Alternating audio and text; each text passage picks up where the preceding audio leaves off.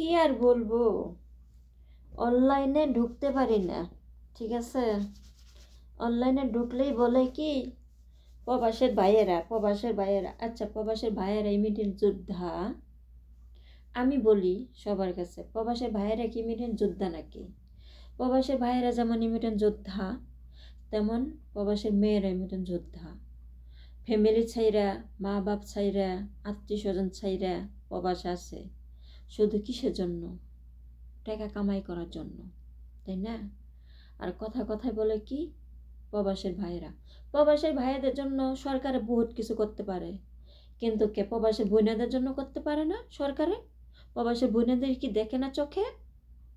এটাই হলো যারা প্রবাসে বোনেরা আছে সবার কাছে আমার এই কথাগুলো আমি রাখলাম, যে শুধু প্রবাসে ভাইয়েরা যুদ্ধ করে মিদিন যোদ্ধা, প্রবাসে বোনেরা মিদিন যোদ্ধা না। এই যে রাত নাই দিন নাই 24 ঘন্টা আমরা ডিউটি করি, 12 ঘন্টা ডিউটি করি, কোথায়? এখন বাজে রাত 2টা, এখন আসলাম রুমে, গোসল করে যে এখন ঘুমাইতে 3টা বাজবো, আবার উঠতে হবে সকাল 10টায়। তাহলে আমরা কি বাংলাদেশে টাকা পাঠাই না? আমরা কি সরকারে কি ব্যাংকে টাকা ঢোকে না? আমাদের টাকা কি সরকারে কি খাচ্ছে না? উন্নত হচ্ছে না? শুধু প্রবাসী ভাইয়েরাই করতেছে, প্রবাসী বোনেরা কোনো কিছু করে না, তাই না?